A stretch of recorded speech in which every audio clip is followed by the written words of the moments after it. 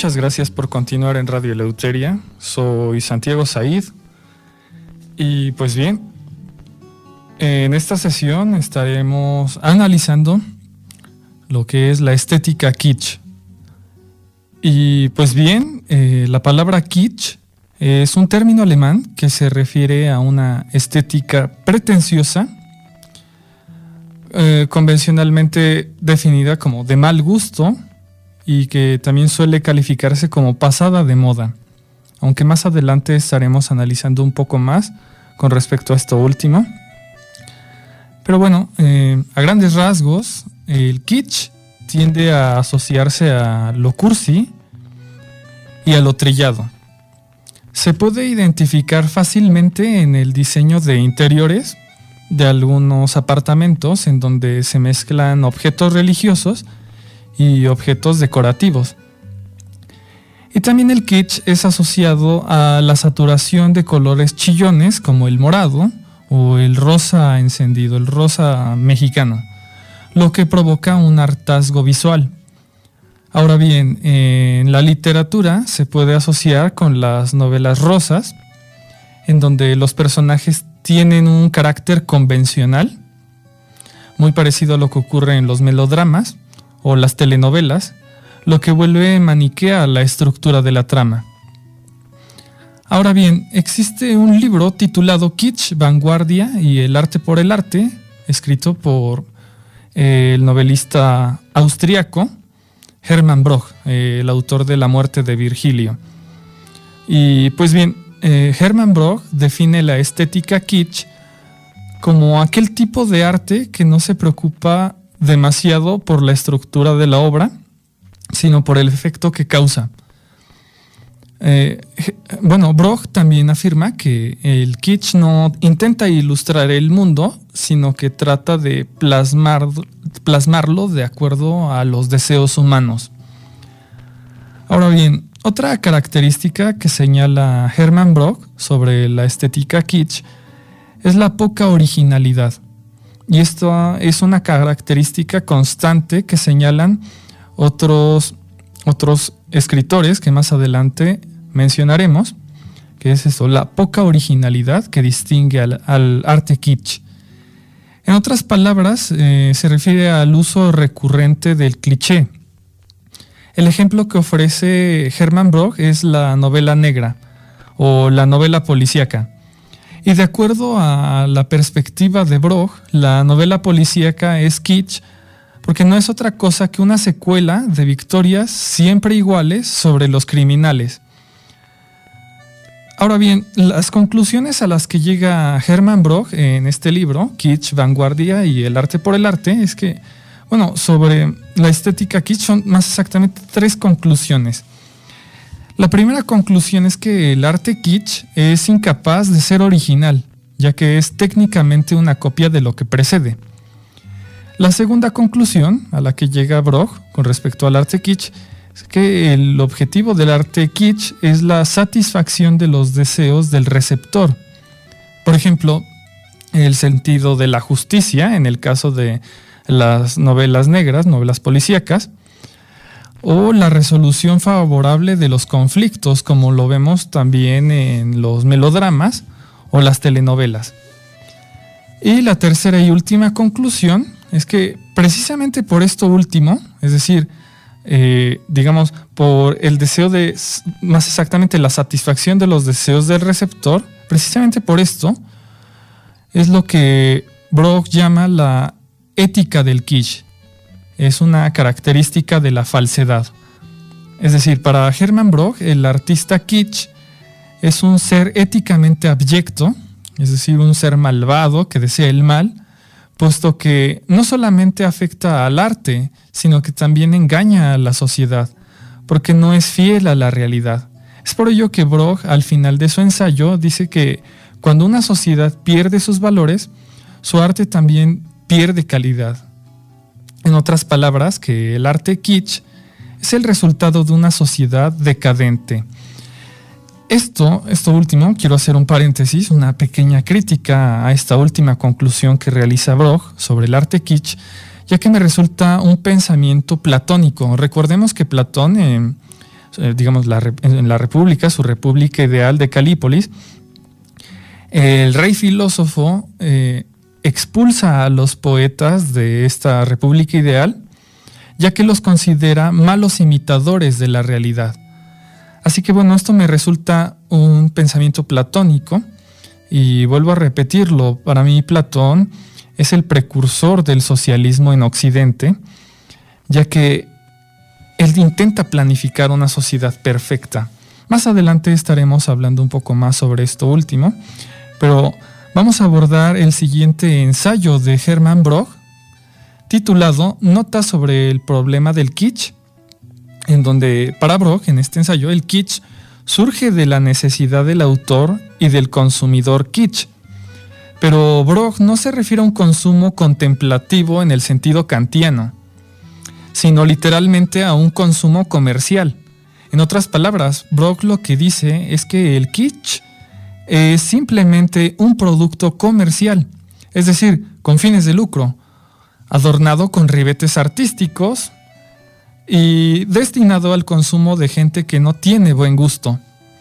Ahora, otro comentario que realiza Broch en este ensayo, Notas sobre el problema del kitsch, es algo interesante. Broch dice que el kitsch puede ser un estilo artístico malo, bueno y hasta genial.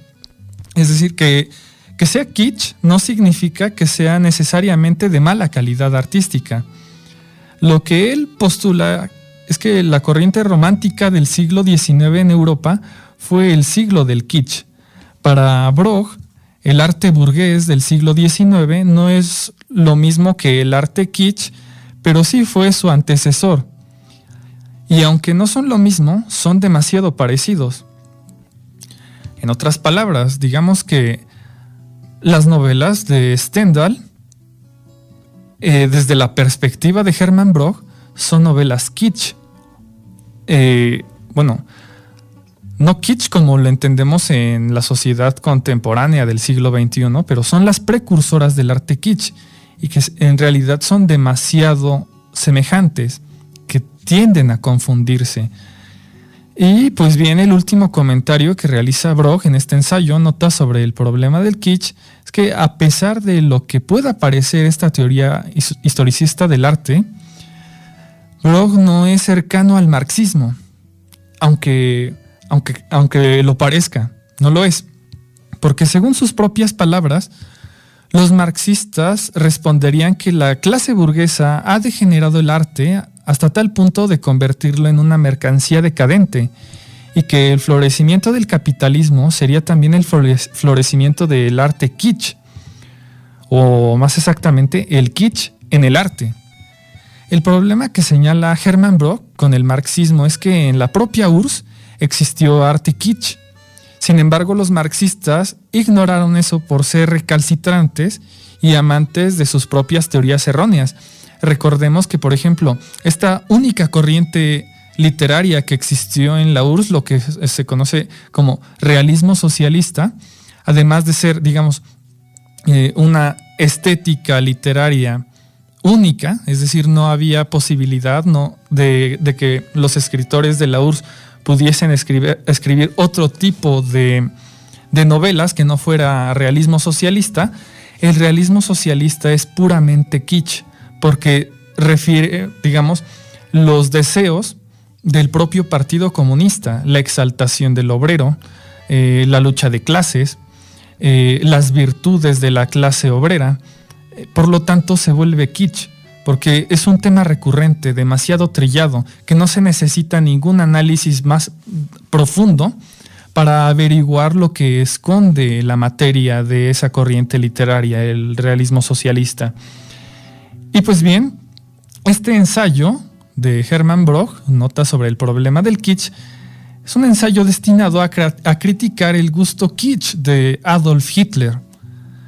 Ahora bien, pasemos a otro ensayo que también aborda este tema, el tema del kitsch, que es el libro Apocalípticos e Integrados de Umberto Eco, este crítico literario italiano.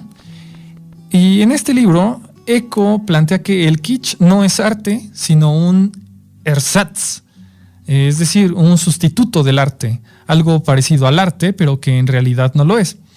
Y es un sustituto porque funciona como un señuelo para atrapar a personas que no tienen la voluntad de profundizar en el arte.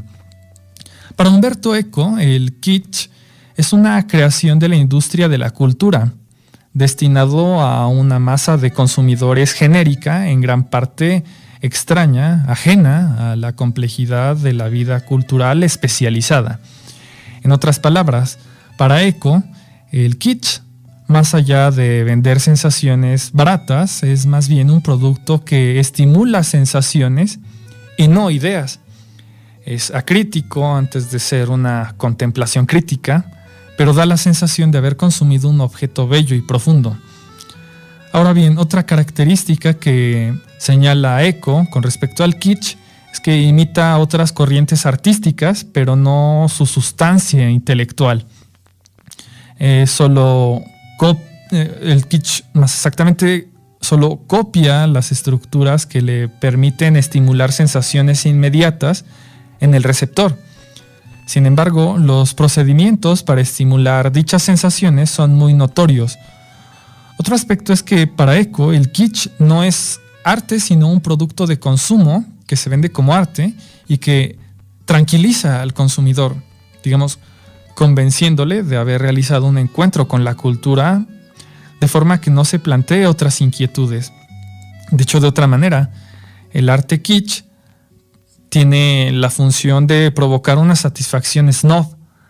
Asimismo, el arte kitsch es, más que una estética burguesa, un producto de la cultura de masas. Ahora bien, lo que postula Eco es que la provocación de efectos y divulgación de formas consumadas son las dos principales características del kitsch y la Mythkult. Y bueno, recordemos que Umberto Eco es un semiólogo que, por ejemplo, plantea que la lengua, en cuanto código, establece la relación entre un significante y un significado, si queremos, entre un símbolo y su referencia o el conjunto de reglas de combinaciones entre los varios significantes. Y pues bien, a partir de, digamos, sus postulados semióticos, para Eco la obra de arte se nos propone como un mensaje cuya descodificación implica una aventura, precisamente porque nos impresiona a través de un modo de organizar los signos que el código habitual no había previsto. Sin embargo, quiero hacer un paréntesis, que una obra de arte sea difícil de comprender no significa que tenga calidad ni altos valores estéticos. La dificultad interpretativa en el arte no es sinónimo de sus cualidades. Pero bueno, para Eco, el arte kitsch es un arte cuya decodificación ya no es un secreto. Digamos que cualquier tipo de persona puede consumir, digamos, muy entre comillas, la palabra consumir, pero bueno, cualquier persona puede consumir el arte kitsch porque el secreto de su decodificación ha sido revelado una y otra vez. Ya no hay ambigüedad y, por lo tanto, ya no hay interés, aunque sería más preciso decir que, en lugar de falta de interés, el mensaje es revelado de manera inmediata. Ya no hay análisis, sino, digamos, familiaridad. Pero esto lo dice Víctor Shklovsky décadas atrás en un ensayo titulado El arte como artificio, en donde plantea precisamente eso. Pero bueno, para Eco, el arte kitsch es cuando las figuras estéticas se han hecho vulgares al estar fuera de lugar, insertadas en un contexto que no les corresponde. Los ejemplos del kitsch actual serían, por ejemplo, el pop art, el arte plástico universitario que se expone en museos como Sonamaco y, digamos, las novelas de Stephanie Meyer. Pero bueno, antes de terminar este bloque, vamos a analizar algunos comentarios que realiza Walter Benjamin, que, bueno, dicho sea de paso, no es santo de mi devoción, pero que resultan interesantes. Hay un libro titulado Materiales para un autorretrato que publicó el Fondo de Cultura Económica, y es un libro que recopila varios ensayos de Walter Benjamin, en Entre ellos está un ensayo titulado Kitsch onírico. Y pues bien, de igual manera, Walter Benjamin afirma que la característica principal del arte kitsch es el hábito y el agotamiento, pero que se encuentra adornado por consignas baratas. En los términos herméticos que caracterizan el lenguaje de Benjamin, nos afirma que lo que él entiende por la palabra arte es aquello que resulta ajeno, incluso alejado del cuerpo del ser humano. Pero el kitsch es algo que acerca e incluso introduce el mundo en el cuerpo del ser humano, penetra en su interior, digamos. Por ello, Benjamin se refiere al hombre de la segunda mitad del siglo XIX como el hombre amueblado. Ahora bien, otro ensayo que integra este libro de materiales para un autorretrato es un ensayo titulado Algunas cosas sobre arte popular, en donde Benjamin afirma que el kitsch es un movimiento frontal a lo que le llaman arte de alta cultura. Sin embargo, el kitsch depende de este último. Y digamos que el comentario final que podemos realizar sobre Walter Benjamin con respecto al kitsch es que el arte de alta cultura no es un engaño al ojo. Por ejemplo, cuando vemos un cuadro de Monet, un cuadro, por ejemplo, de Thoreau, o de, por ejemplo, de Caspar David Friedrich, sabemos que ese cuadro es una materialidad distinta al mundo real. En cambio, el arte kitsch se confunde con el mundo real porque su materialidad es la misma. Es decir, es una materialidad vulgarizada. El kitsch es algo demasiado familiar para nosotros. Aunque se nos presente como arte, sigue siendo parte del mundo cotidiano. Y pues bien, antes de finalizar este bloque, voy a realizar algunos comentarios con respecto a La insoportable levedad del ser de Milan Kundera, esta novela tan popular que bueno, podemos encontrar en cualquier librería, aunque realmente no porque sea popular significa que sea mala, pero lo que plantea en ciertos apartados de esta novela, lo que plantea Kundera, es que la idea kitsch comprende todo aquello que se ha convertido en imagen idílica, ya sea una ideología política simplificada o una religión reducida a algunas imágenes básicas o una ética condensada en 3 o 4, digamos, imágenes directrices de un comportamiento o una obra de arte anclada en arquetipos que responden a, digamos, parámetros comerciales fáciles de comprender, o una novela que niega la naturaleza prosaica y la relatividad de las cosas humanas, o un ser humano que inconscientemente sacrifica sus características de sujeto autónomo e inteligente y se somete a los imperativos de una imagen o moda. Eso es lo que plantea Milan Kundera en La insoportable levedad del ser con respecto al kitsch, ya no como estética, sino como modo de ser social. Ahora bien, los comentarios finales que puedo hacer en este bloque, en este segundo bloque, con respecto a lo que Milan Kundera postula como, digamos, un modo de ser kitsch en el mundo, es que, por ejemplo, el erotismo y la sexualidad bajo la etiqueta del amor son, digamos, constantemente explotados en todas las novelas, y al igual que otros temas, estos son tratados a través de la idea de frontera.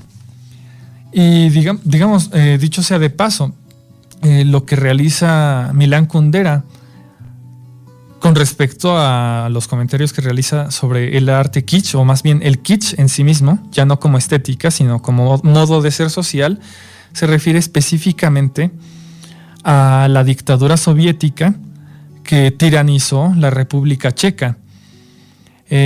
Digamos que el fenómeno se hace más evidente, digamos, más escandaloso en los países donde un solo movimiento político tiene el poder. En ellos, el kitsch totalitario, como lo menciona Kundera, condena con medidas represivas toda manifestación de diferencia, es decir, no permite la individualidad. El kitsch es también una forma de dominación y poder, un totalitarismo sin violencia. Digamos que el hombre que pregunta se convierte entonces en un problema para la gran hermandad y es preciso excluirlo, es decir, extirparlo como un tumor, porque con su actitud, digamos, desenmascara el kitsch, es decir, la falsedad, descubre la farsa, la mentira, que por muy adornada que esté, se impone gracias a un, digamos, acuerdo categórico con el ser. Y pues bien, es por eso que Milan Kundera dice que, bueno, es una parte de la insoportable levedad del ser, afirma que el gulag soviético, es una forma de estetizar al hombre individual. Más adelante, en el bloque siguiente, estaré leyendo algunos fragmentos de La insoportable levedad del ser de Milan Kundera, que, bueno, yo pensaba explicarlos, dar una explicación un tanto académica, pero me parece más conveniente leerlo, ya que, bueno, la pluma de Kundera me parece muy muy buena, así que no está de más leerles algunos fragmentos en el siguiente bloque. Pero, dicho en otras palabras, a pesar de que el kitsch surge como una categoría estética para definir cierto tipo de arte popular de mal gusto, trillado, cursi, o en palabras que usamos en México, lo naco, Kundera lo utiliza no solamente para definir una forma de expresión artística, sino que también lo utiliza para referirse a un modo de ser en el mundo. Y no solamente en términos individuales, sino en términos colectivos. Cuando cierto tipo de, digamos, parámetros morales, parámetros políticos, modas ideológicas, tienden a hacerse hegemónicas en una sociedad y ya no hay lugar para un pensamiento diferente. Entonces eso es a lo que Milan Kundera se refiere como el kitsch totalitario, pero también se puede entender como una especie de sociedad kitsch en donde ya no se permite la individualidad, lo original. Y pues bien, esto es algo que me parece muy profundo y muy importante de remarcar. Así que yo los invito a permanecer en Radio Eleuteria para finalizar con este tema, el kitsch. Me parece algo muy atractivo, muy interesante. Así que no se vayan. Esto es Radio Eleuteria. Muchísimas gracias.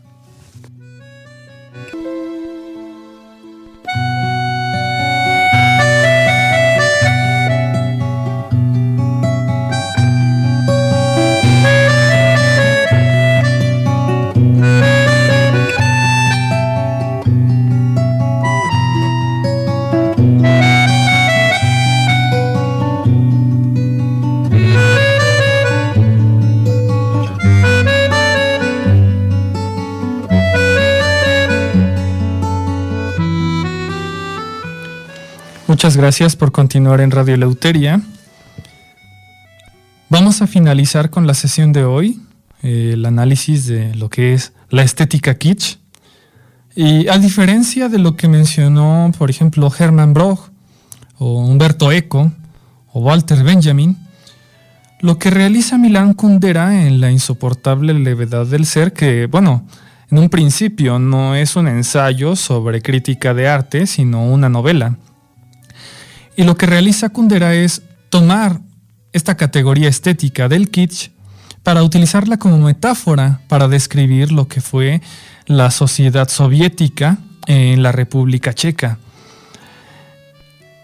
Así que bueno, en lugar de explicarles a ustedes lo que trata de decir Milan Kundera en su novela con respecto al kitsch, he decidido mejor leer algunos fragmentos de la misma. Y una frase que yo recupero, bueno, yo tengo la edición de Tusquets, es en la página 256, dice lo siguiente: allí donde habla el corazón, Es de mala educación que la razón lo contradiga. Ahora bien, en otro apartado de la novela, dice lo siguiente: en el reino del kitsch impera la dictadura del corazón. Por supuesto, el sentimiento que despierta el kitsch debe poder ser compartido por gran cantidad de gente. Por eso el kitsch no puede basarse en una situación inhabitual, sino en imágenes básicas que deben grabarse en la memoria de la gente: la hija ingrata, el padre abandonado, los hijos que corren por el césped, la patria traicionada, el recuerdo del primer amor. El kitsch provoca dos lágrimas de emoción, una inmediatamente después de la otra. La primera lágrima dice: ¡qué hermoso! Los niños corren por el césped. La segunda lágrima dice: qué hermoso es estar emocionado junto con toda la humanidad al ver a los niños corriendo por el césped. Es la segunda lágrima la que convierte el kitsch en kitsch. La hermandad de todos los hombres del mundo solo podrá edificarse sobre el kitsch. Esto lo podemos encontrar en las páginas 256 y 257.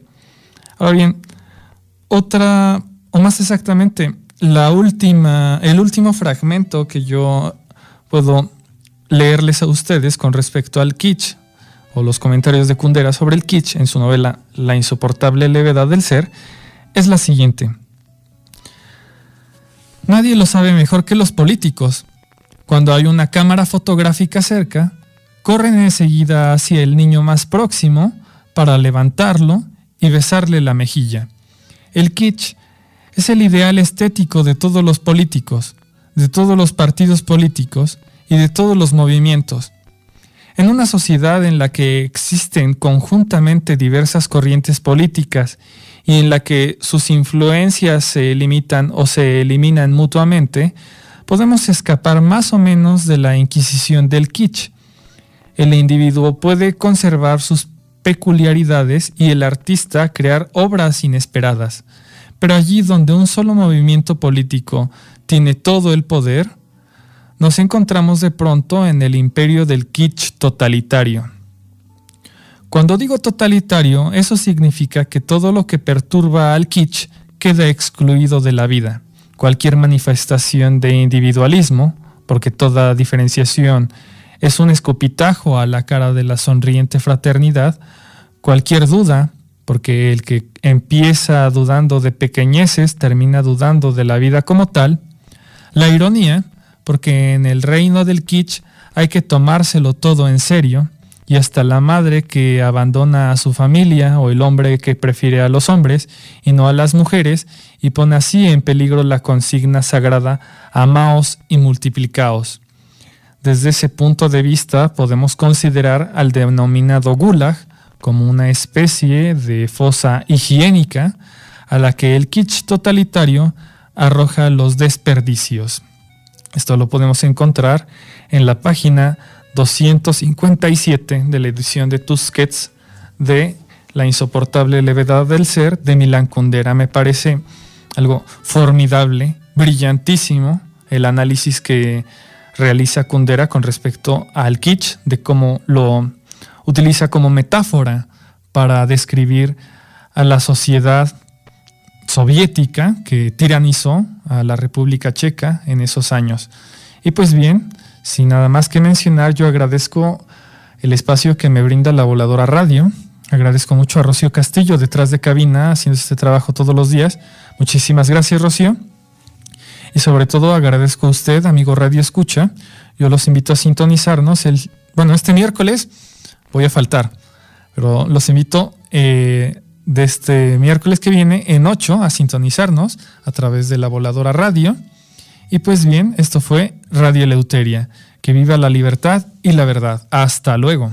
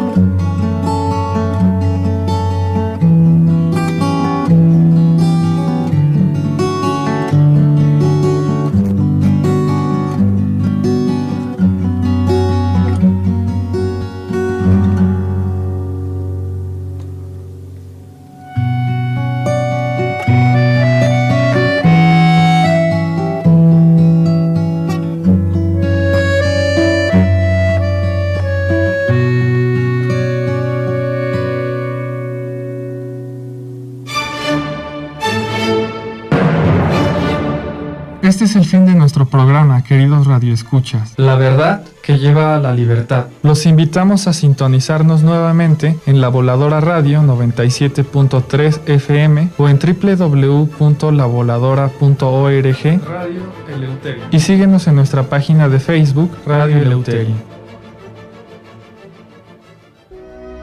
La palabra lleva al pensamiento y el pensamiento a la crítica. La crítica es un ejercicio de la libertad. Radio Eleuterio. Radio Eleuterio.